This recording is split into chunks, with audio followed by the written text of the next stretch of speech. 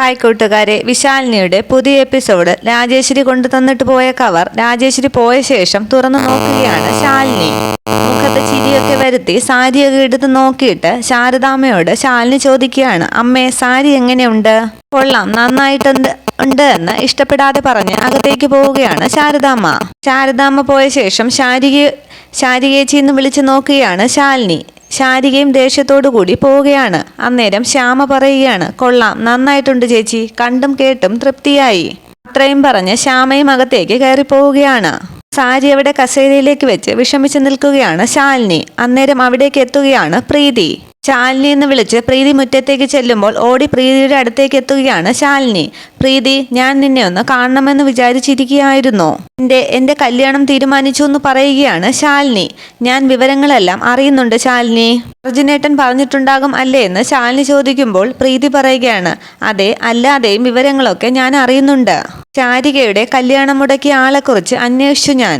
ആളത്ര കുഴപ്പക്കാരനൊന്നുമല്ല, പക്ഷേ ശാലിനിയോടുള്ള അയാളുടെ പ്രണയം കൊണ്ടാണ് എന്ന് പറയുമ്പോൾ ശാലിനി പറയുകയാണ്, മതി നിർത്ത്, അയാളെ ന്യായീകരിക്കാനാണ് പ്രീതി വന്നതെങ്കിൽ ഇവിടെ ഇനി നിൽക്കണമെന്നില്ല.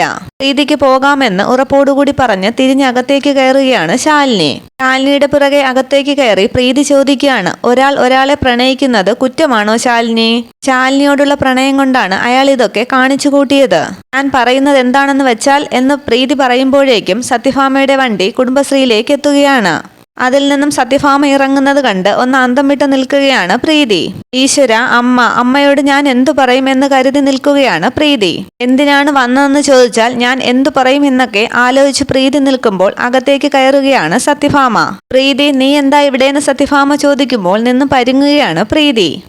ഞാൻ ഏട്ടന്റെ കല്യാണം വിളിക്കാൻ വന്നതാണെന്ന് പെട്ടെന്ന് പറഞ്ഞൊപ്പിക്കുകയാണ് പ്രീതി.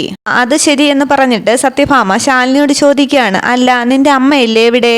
ഉണ്ട്, വിളിക്കാമെന്ന് പറഞ്ഞ് അകത്തേക്ക് നോക്കി അമ്മയെന്ന് വിളിക്കുകയാണ് ശാലിനി. സത്യാമ്മ ഇരിക്കാമെന്ന് പറയുകയാണ് ശാരദാമ്മ. ഇരിക്കാനൊന്നും സമയമില്ല, ഒരു ചടങ്ങിന് ക്ഷണിക്കാൻ വേണ്ടി വന്നതാണ്. ലെറ്റർ ശാരദാമ്മയ്ക്ക് കൊടുത്ത് സത്യഭാമ പറയുകയാണ്, എന്റെ മകന്റെ വിവാഹമാണ്, പെട്ടെന്നങ്ങ് തീരുമാനിച്ചു, അതുകൊണ്ടാണ് ക്ഷണിക്കാൻ വൈകിയത്. ശാരദാമ്മ വരണം, സകുടുംബം തന്നെ. അത്രയും പറഞ്ഞ് ലെറ്റർ ശാരദാമ്മയ്ക്ക് കൊടുക്കുന്നു സത്യഭാമ. ഇത് കണ്ട് പരിഭ്രമിച്ച് പ്രീതി കരുതുകയാണ്, ഈശ്വര, വെഡ്ഡിംഗ് കാർഡിൽ വിഷ്ണുവേട്ടന്റെ ഫോട്ടോ ഉണ്ടല്ലോ. ശാരദാമ്മ ഇപ്പോഴാ വെഡ്ഡിംഗ് കാർഡ് തുടർന്ന് നോക്കിയാൽ മനസ്സിലാകുമല്ലോ ശാരദാമ്മയ്ക്ക് ശാരികയുടെ വിവാഹം മുടക്കിയത് വിഷ്ണുവേട്ടനാണെന്ന്. എസ്റ്റേറ്റ് മാനേജർ വിഷ്ണുവേട്ടനാണെന്ന് ശാരദാമ്മ മനസ്സിലാക്കിയാൽ അതോടെ എല്ലാം തീർന്നു എന്നൊക്കെ ആലോചിച്ച് നിൽക്കുകയാണ് പ്രീതി. ശാരദാമ്മ ലെറ്റർ തുറക്കാൻ നേരം പെട്ടെന്ന് സത്യഭാമ പറയുകയാണ്, ആ ശാരദാമ്മേ. അപ്പോഴേക്കും ലെറ്റർ തിരികെ കവറിനകത്തേക്ക് തന്നെ വെക്കുകയാണ് ശാരദാമ്മ. എന്നിട്ട് സത്യഭാമ പറയുകയാണ്, സത്യം പറഞ്ഞാൽ നിങ്ങളുടെയൊക്കെ മുമ്പിൽ വന്നു നിൽക്കാൻ എനിക്കിപ്പോൾ നല്ല കുറ്റബോധമുണ്ട്. കുറ്റബോധമോ? എന്തിനെന്ന് ചോദിക്കുകയാണ് ശാരദാമ്മ. ശാരികയുടെ വിവാഹം മുടക്കിയ എസ്റ്റേറ്റ് മാനേജരെ ഇതുവരെ എനിക്ക് കണ്ടുപിടിക്കാനായിട്ടില്ല. അവൻ ആരാണെന്ന് കണ്ടുപിടിച്ചേ പറ്റൂ എന്ന് ഞാൻ എൻ്റെ മകനെ തന്നെ ചുമതലപ്പെടുത്തിയിട്ടുണ്ട്. കണ്ടുപിടിക്കുന്ന നിമിഷം തന്നെ അവന്റെ കഥ ഞാൻ തീർക്കും.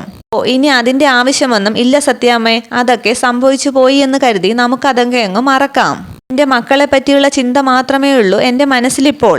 അങ്ങനെ ശാരദാമ്മ പറയുമ്പോൾ സത്യഭാമ പറയുകയാണ്, ഏയ്, അതങ്ങനെ വിടാൻ പറ്റില്ല ശാരദാമ്മേ, ഞാൻ തന്നെ അത് കണ്ടുപിടിച്ചിരിക്കും, ഉറപ്പാണ്.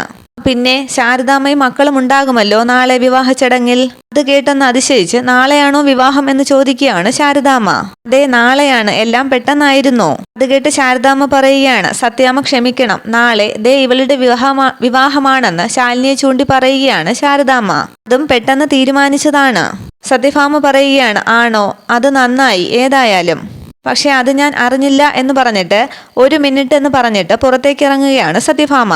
അതിനുശേഷം കാറിൽ പോയി ഒരു കവർ എടുത്തുകൊണ്ട് വന്നിട്ട് അകത്തേക്ക് വീണ്ടും വരികയാണ് സത്യഭാമ. എന്നിട്ട് ശാലിനിയെ വിളിച്ചു പറയുകയാണ്, കുട്ടി ഇങ്ങ് വരൂ. അന്നേരം മുന്നോട്ട് നീങ്ങി നിൽക്കുകയാണ് ശാലിനി. എന്നിട്ട് കവർ ശാലിനിക്ക് കൊടുത്തിട്ട് സത്യഭാമ പറയുകയാണ്, ഇത് കല്യാണ പുടവയാണ്. അന്നേരം ഒന്ന് പരിഭ്രമിച്ച് ശാരദാമ്മയെ നോക്കുകയാണ് ശാലിനി. അത് കണ്ട് സത്യഭാമ പറയുകയാണ്, കല്യാണ പുടവയെന്ന് വെച്ചാൽ കല്യാണത്തിന് ഞാൻ തരുന്ന ഒരു സമ്മാനം, അത്രേ ഉദ്ദേശിച്ചുള്ളൂ. ഈ സത്യാമ്മയുടെ ഒരു സമ്മാനം എന്ന് പറയുമ്പോൾ ശാരദാമ്മ പറയുകയാണ്, വാങ്ങിച്ചോ മോളെ, സത്യാമ്മ നിനക്ക് സ്വന്തം അമ്മയെപ്പോലെ തന്നെ. ഇരു കൈയും നീട്ടി അത് വാങ്ങിക്കുകയാണ് ശാലിനി. പിന്നീട് സത്യഭാമ പറയുകയാണ്, അപ്പോൾ ഞാൻ ഇറങ്ങട്ടെ. ആ പ്രീതി എന്ന് പറഞ്ഞ് പ്രീതിയെ വിളിച്ച് അവിടെ നിന്നും ഇറങ്ങുകയാണ് സത്യഭാമ. കാറിൽ കയറാൻ നേരം പ്രീതി ചോദിക്കുകയാണ്, അമ്മ സുസ്മിതയ്ക്ക് സമ്മാനമായി വാങ്ങിച്ച സാരിയല്ലേ ഇപ്പോൾ ശാലിനിക്ക് കൊടുത്തത്? അവർ കണ്ടിട്ട് ഒരു സംശയമെന്ന് പറയുകയാണ് പ്രീതി. അതേസമയം ശാലിനിയുടെ കയ്യിലിരിക്കുന്ന കവർ ശ്രദ്ധിക്കുകയാണ് സത്യഭാമ. എന്നിട്ട് പറയുകയാണ്, അയ്യോ അത് ശരിയാണല്ലോ. അന്നേരം പ്രീതി പറയുകയാണ്, എങ്കിൽ ഞാനത് വാങ്ങിച്ചിട്ട് വരാം, കല്യാണ സാരിയല്ലേ. മുന്നോട്ട് നടക്കുന്ന പ്രീതി ചിന്തിക്കുകയാണ്, സാരി വാങ്ങുന്ന കൂട്ടത്തിൽ ആ വെഡ്ഡിംഗ് കാർഡ് കൂടി തിരിച്ചു വാങ്ങാം. അങ്ങനെയെങ്കിൽ വിഷ്ണുവേട്ടന്റെ ഫോട്ടോ അവരാരും കാണില്ലല്ലോ. പക്ഷെ പെട്ടെന്ന് എന്തോ ആലോചിച്ച് സത്യഭാമ പെട്ടെന്ന് പ്രീതിയെ തിരിച്ചു വിളിക്കുകയാണ്, മോളെ ഇങ്ങ് വന്നേ. കൊടുത്ത സമ്മാനം തിരികെ വാങ്ങുന്നത് മര്യാദയല്ല. സുസ്മിതയ്ക്കുള്ളത് നമുക്ക് വേറെ വാങ്ങാം. അത് അമ്മയെന്ന് പ്രീതി പറയുമ്പോൾ സത്യഭാമ പറയുകയാണ്, സാരമില്ല, നമുക്ക് വേറെ വാങ്ങാം, നീ വന്നേ, നമുക്ക് പോകാം. അതിനുശേഷം അവരവിടെ നിന്നും പോവുകയാണ്. പിന്നീട് കാണിക്കുന്നത് അർജുന്റെ വീടാണ്. അവിടെ പത്രം വായിച്ചുകൊണ്ടിരിക്കുന്ന അർജുന് ചായ കൊണ്ട് കൊടുക്കുകയാണ് ചിത്ര. കുടുംബശ്രീയിൽ നിന്നും തിരിച്ച് സത്യഭാമയും പ്രീതിയും എത്തുന്നത് അർജുന്റെ വീട്ടിലേക്ക് എത്തുകയാണ്. വീട്ടിലെത്തിയ ശേഷം കോളിംഗ് ബെൽ അടിക്കുകയാണ് സത്യഭാമ. സത്യഭാമയെ പ്രീതിയെയും കണ്ട് ഒന്ന് അമ്പരന്ന് അർജുൻ ചിന്തിക്കുകയാണ്, ഇതെന്താ പ്രീതി സത്യഭാമയും കൂട്ടി? ഇനി അവൾ ഗർഭിണിയാണെന്നറിഞ്ഞ് സത്യഭാമയും കൂട്ടി ചോദിക്കാൻ വന്നതായിരിക്കുമോ? മുകളിൽ നിന്നും വസുമതി വരുന്നുണ്ടോ നോക്കിയിട്ട് അവരുടെ അടുത്തേക്ക് ചെല്ലുകയാണ് അർജുൻ. ആകെ പരുങ്ങി എന്താന്ന് അർജുൻ ചോദിക്കുമ്പോൾ സത്യഭാമ ചോദിക്കുകയാണ്, ഒരു വീട്ടിലേക്ക് വരുമ്പോൾ ഇങ്ങനെയാണോ സ്വീകരിക്കുന്നത്? അതേസമയം വസുമതിയും ചിത്രയും അവിടേക്ക് എത്തുകയാണ്. സോറി, വരണം, അകത്തേക്കിരിക്കാമെന്ന് പറയുകയാണ് അർജുൻ. ഇരിക്കാനല്ല വന്നത്, നിന്റെ അമ്മയെ ഒന്ന് കാണാനാണ്. അന്നേരം അകത്തു നിന്നും വസുമതി പറയുകയാണ്, കാണാമല്ലോ, ദർശനം തരാൻ ഞാനിവിടെ റെഡിയാണ്. പ്രീതിയെ ചൂണ്ടി വസുമതി പറയുകയാണ്, അതിനു മുമ്പ് ഒരു ചോദ്യം, ഈ സാധനത്തിനെ ഞാനിവിടെ നിന്നും പടിയിറക്കി വിട്ടതാണ്. പിന്നെയും എന്തിനാണാവോ വീണ്ടും എഴുന്നള്ളിച്ചുകൊണ്ട് വന്നിരിക്കുന്നത്? സത്യഭാമ പറയുകയാണ്, വസുമതി, ഞാൻ വന്നിരിക്കുന്നത് വഴക്കുണ്ടാക്കാനല്ല. അതിനു മാത്രമാണ് മുമ്പൊക്കെ നിങ്ങൾ ഇങ്ങോട്ട് വന്നിട്ടുള്ളത്. അതുകൊണ്ട് അഡ്വാൻസ് ആയിട്ട് പറഞ്ഞെന്നേ ഉള്ളൂ എന്ന് പറയുകയാണ് വസുമതി. എന്നാ പിന്നെ പറഞ്ഞാട്ടെ, എന്താണാവോ ഈ കെട്ടിയെഴുന്നള്ളത്തിന്റെ ഉദ്ദേശം? അത് കേട്ട അർജുനോട് സത്യഭാമ ചോദിക്കുകയാണ്, ഓഹോ അത് ശരി, അപ്പോ നിന്റെ അമ്മ ഒന്നും അറിഞ്ഞിട്ടില്ല അല്ലേ? ദൈവമേ, ഇത് അത് തന്നെയെന്ന് മനസ്സിൽ കരുതുകയാണ് അർജുൻ. എന്താടാ ഞാനറിയാതെ നിങ്ങളുടെ ഇടയിൽ ഒരു രഹസ്യമെന്ന് അർജുനോട് ചോദിക്കുകയാണ് വസുമതി. സത്യം തുറന്നു പറയുന്നത് തന്നെയാണ് നല്ലതെന്ന് ചിന്തിക്കുകയാണ് അർജുൻ. അന്നേരം പ്രീതി കരുതുകയാണ്, ഞാൻ ഗർഭിണിയാണെന്നുള്ള കാര്യം ചോദിക്കാൻ വന്നതാണോ എന്ന് അർജുനേട്ടൻ കരുതുന്നുണ്ടാകും. ഇതിപ്പോ അർജുനേട്ടൻ തന്നെ എല്ലാം തുറന്നു പറഞ്ഞ് കുളമാക്കുമോ എന്നൊക്കെ സംശയിക്കുകയാണ് പ്രീതി. അമ്മേ അത് പിന്നെയെന്നും പറഞ്ഞ് അർജുൻ പറയാൻ തുടങ്ങുമ്പോൾ പെട്ടെന്ന് പ്രീതി പറയുകയാണ്, വിഷ്ണുവേട്ടന്റെ കല്യാണക്കാര്യം അർജുനേട്ടന് അറിയില്ലമ്മേ. ഓ അതാണോ കാര്യം എന്ന് ആശ്വസിക്കുകയാണ് അർജുൻ. അന്നേരം ലെറ്റർ എടുത്തിട്ട് സത്യഭാമ പറയുകയാണ്, എങ്കിൽ പിന്നെ ഞാൻ തന്നെ പറയാം, എന്റെ മകൻ വിഷ്ണുവിന്റെ കല്യാണമാണ് നാളെ. ഇവിടെയുള്ള എല്ലാവരും വരണം, ചടങ്ങിലും വിരുന്നിലും പങ്കെടുക്കാൻ. ക്ഷണിക്കാനാണ് ഞങ്ങൾ വന്നത് എന്ന് പറഞ്ഞ് ലെറ്റർ വസുമതിക്ക് കൊടുക്കുകയാണ് സത്യഭാമ. അർജുനെ നോക്കി പ്രീതി കരുതുകയാണ്, കഷ്ടം തന്നെ, ഇത്രയും നേരം പേടിച്ചു നിൽക്കുകയായിരുന്നു പാവം. എന്നാ പിന്നെ ഞങ്ങളങ്ങ് ഇറങ്ങുകയാണെന്ന് സത്യഭാമ പറയുമ്പോൾ വസുമതി പറയുകയാണ്, കയറിയിരുന്നാൽ എന്തെങ്കിലും കുടിക്കാം. വേണ്ട, ഇനി ഒരുപാട് സ്ഥലങ്ങളെ ക്ഷണിക്കാനുള്ളതാണ്. എങ്കിൽ ശരിയെന്ന് പറയുകയാണ് വസുമതി. കാറിൽ കയറിയ ശേഷം പ്രീതി ചോദിക്കുകയാണ്, അമ്മയ്ക്ക് വിഷമമായല്ലേ? അല്ല, അർജുനെയും കുടുംബത്തെയും കല്യാണത്തിന് ക്ഷണിക്കണമെന്ന് ഞാൻ തന്നെയല്ലേ നിന്നോട് പറഞ്ഞത്? എന്ത് ശത്രുതയുണ്ടായാലും വിഷ്ണുവിന്റെ ഏട്ടന്റെ സ്ഥാനത്താണ് അവനുള്ളത്. അവനെയും വീട്ടുകാരെയും നമ്മൾ ക്ഷണിക്കണം. വിവാഹം, മരണം തുടങ്ങിയ സന്ദർഭങ്ങളിലൊക്കെ മനുഷ്യര് വൈരാഗ്യം വെച്ചുകൊണ്ടിരിക്കാൻ പാടില്ല. ബന്ധുക്കളെ കൊണ്ടുള്ള ആവശ്യം അപ്പോഴാണ്. വിവാഹത്തിന് അറിയിച്ചും വിയോഗത്തിന് അറിയിക്കാതെയും ബന്ധുക്കൾ എത്തണമെന്നാണ് നാട്ടുനടപ്പ്. അതിനുശേഷം ഡ്രൈവർ വണ്ടിയെടുക്കെന്ന് പറയുകയാണ് സത്യഭാമ. അതേസമയം അർജുന്റെ വീട്ടിനകത്ത് ലെറ്റർ തുറന്നു നോക്കുകയാണ് ചിത്രയും വസുമതിയും. പിന്നീട് പുറത്ത് അവർ പോകുന്നത് നോക്കി നിൽക്കുന്ന അർജുനെ കണ്ടെന്ന് ദേഷ്യപ്പെടുകയാണ് വസുമതി. പിന്നീട് അകത്തേക്ക് കയറി അർജുൻ പറയുകയാണ്, അമ്മേ ആ ലെറ്ററും തന്നെ ഞാൻ നോക്കട്ടെ. അന്നേരം വസുമതി പറയുകയാണ്, നോക്കാനൊന്നുമില്ല, ഏതോ ഒരു പുത്തൻ പണക്കാരന്റെ മകളാണ്. കണ്ടാലേ അറിയാം, നല്ല ഒന്നാം തരം അഹങ്കാരിയാണ് അവള്. സത്യഭാമയ്ക്ക് ഇത് തന്നെ കിട്ടണമെന്ന് പറഞ്ഞ് ചിത്രയും വസുമതിയും പരസ്പരം ചിരിക്കുകയാണ്. പറ്റിയ കൂട്ടായിരിക്കും തന്നെ ഇത്, അതെനിക്ക് ഉറപ്പാണ്. ഒരു ക്ഷണക്കത്തും കൊണ്ട് വന്നിരിക്കുന്നുവെന്നും പറഞ്ഞ് ലെറ്റർ കീറാൻ തുടങ്ങിയാണ് വസുമതി. അന്നേരം അത് തടുത്ത് അർജുൻ പറയുകയാണ്, വേണ്ടമ്മേ, അത് കീറരുത്. ഒരു മംഗളകാര്യം നടക്കാൻ നേരത്ത് അവര് വൈരാഗ്യങ്ങളെല്ലാം മറന്ന് ഈ വീട്ടുപടിക്കൽ വന്ന് നമ്മളെ ക്ഷണിച്ചതാണ്. ആതിഥേയ മര്യാദ കാണിക്കാതിരുന്നതേ നമ്മുടെ തെറ്റ്. ഇനിയിപ്പോ ഈ ക്ഷണപ്രകാരം നമ്മൾ ഈ ചടങ്ങിൽ സംബന്ധിക്കുകയെങ്കിലും ചെയ്യണം. അമ്മേ, അതൊരു സാമാന്യ മര്യാദയാണ്.